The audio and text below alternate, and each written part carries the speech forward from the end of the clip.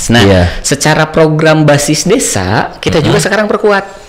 Basis desanya kita perkuat karena ini ngobrolnya Gema Desa ya. Betul. Betul. Kita sekarang sedang pemodelan, sebenarnya sudah berjalan beberapa model yang kita jalankan. Ini pendekatannya yang diuji coba di Dayeuh Manggung, Kecamatan Cilawu.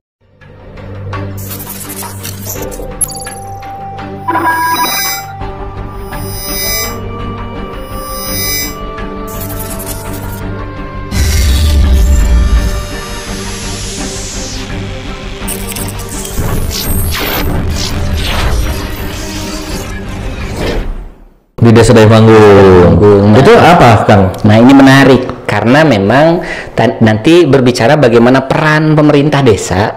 Iya, peran pemerintah desa. Betul, untuk menguatkan usaha-usaha masyarakat. Betul kan, Cek? Nah, karena ada satu pertanyaan gini, Kang, ketika saya ngobrol nih sama perangkat desa. Iya. Gitu. Pak, setiap tahun kan ada program pemberdayaan masyarakat tuh. Iya, dari dana desa. Dari dana desa. Iya. Pertanyaan saya, coba bisa nggak tunjukkan sama saya? Biasa pertanyaan saya ke kepala desa, kelompok usaha mana yang jadi binaan sah desa? Nah, pertanyaan ini rata-rata susah dijawab.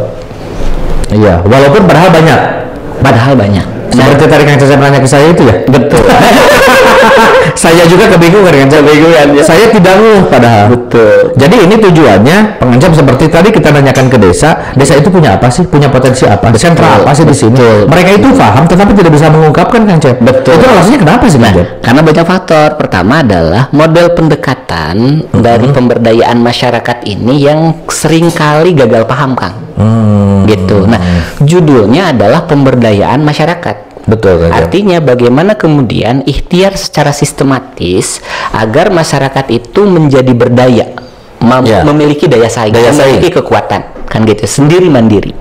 Tapi realisasinya kemudian adalah dalam bentuk proyek, Kang. Iya, betul, Kang. Artinya kalau pelatihan konteksnya pemberdayaan masyarakat seolah-olah seremonial dilatih untuk contoh nyieun dodol gitu kan. Nah, setelah beres pelatihan sehari 2 hari culjeun poho gitu. tidak berkelanjutan jangankan anu dilatih anu ngalatih poho.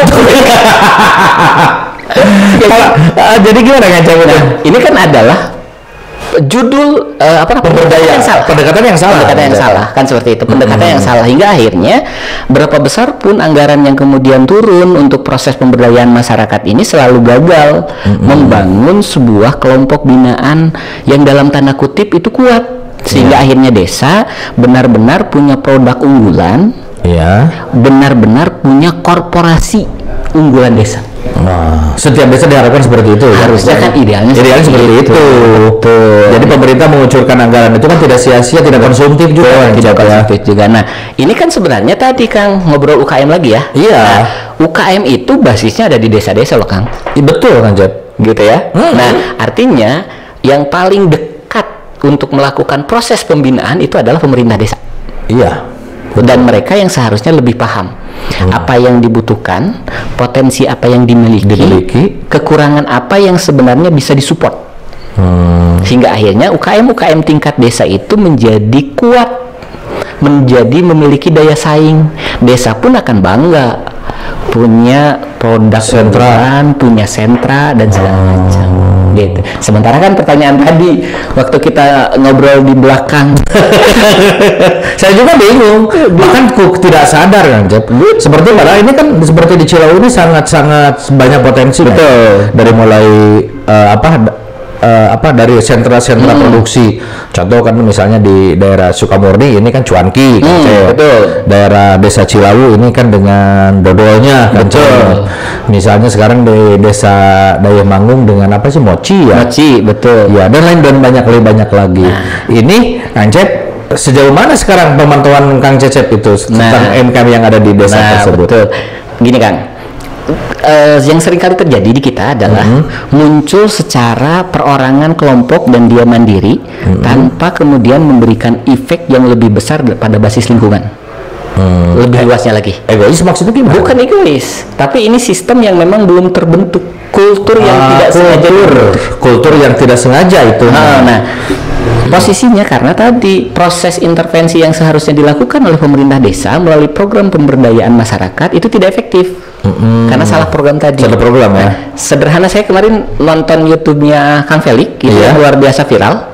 Itu yang cuanki sampai ke internasional segala macam. Nah, dalam konteks saya, dalam konteks pemberdayaan bisnis komunitas, berapa kan kalau Kang Felix menyampaikan di sana ada 60 karyawan ya? 60 karyawan. Itu sudah luar biasa Kang Felix. Iya. Tapi mungkinkah jika komunitas tadi, satu usaha tadi itu dipush skala besar hingga akhirnya menjadi kampung cuanki? Oh betul, Nangewer misalnya. Nangewer itu menjadi kampung cuanki.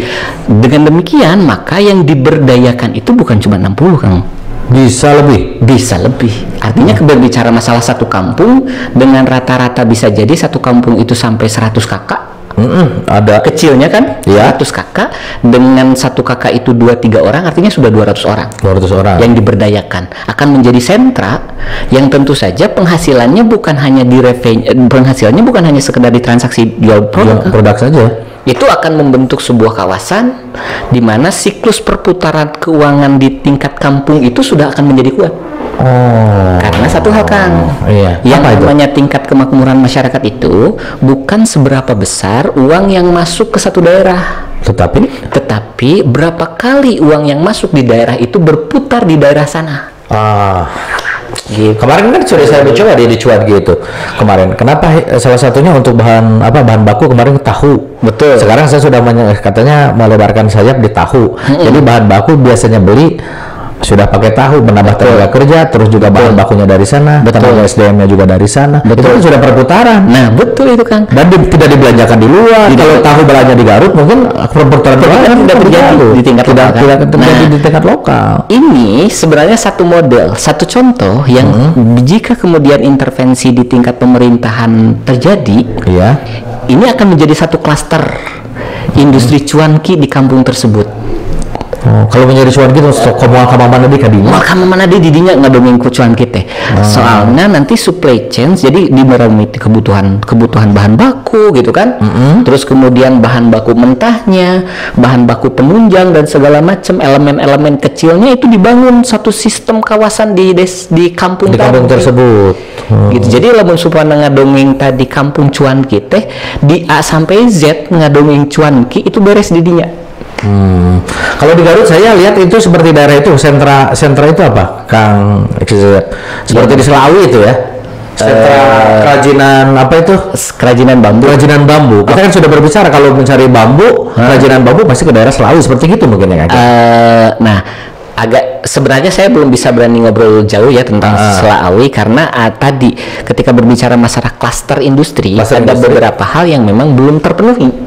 Ada apa itu maksudnya? Ada kriterianya? Ada kriterianya gitu, dimulai tadi kebutuhan dasar, suplai bahan baku, sistem manajemen di sana gitu kan, distribusi produk, distribusi keuntungan, margin dan segala macam. Betul. Proses pengelolaan keuangan, siklus keuangan di tingkat komunitas itu bagaimana? Hingga akhirnya bisa ngitung. Kalau seumpamanya di klaster tersebut, ini muter uangnya itu, contoh cuanki keluar nih jual, cuankinya kan, nah terus kemudian muncul dong uang masuk ke sana, 1 miliar contoh. Ini muternya uang 1 miliar di tingkat desa berapa kali nih? Untuk misalnya untuk membeli tahu, belinya bahan-bahan lain gitu kan, elemen-elemen bahan penunjang produksinya gitu, bahan bakar gitu kan, distribusi. Ada perhitungan juga ya kan? Ya iya, akhirnya kan perputarannya akan lebih kenceng di sini. Tingkat kemakmuran masyarakat hanya dengan cuanki saja akan semakin besar. Dari satu produk saja. Subhanallah kawan-kawan. Nah, itu pendekatan pemberdayaan yang kemudian kita coba implementasikan di tingkat desa. Holistika Institute sekarang, Holistika Foundation sekarang mencoba untuk membuat sebuah model gerakan mengenai pemberdayaan masyarakat di tingkat desa nih. Gitu. Terus sekarang kan ngecek kalau di desa, kalau tidak salah ini ada Perpres nomor 104 tahun 2021 ya. Dan tentang alokasi dana desa itu seperti apa nih Kang Cep? Nah, ini menarik Kang, karena memang salah satu poinnya tadi pemerintah sebenarnya sudah memberikan ruang memberikan ruang ya kepada desa untuk melakukan pembinaan lebih intensif potensi-potensi ekonomi yang ada di tingkat desa.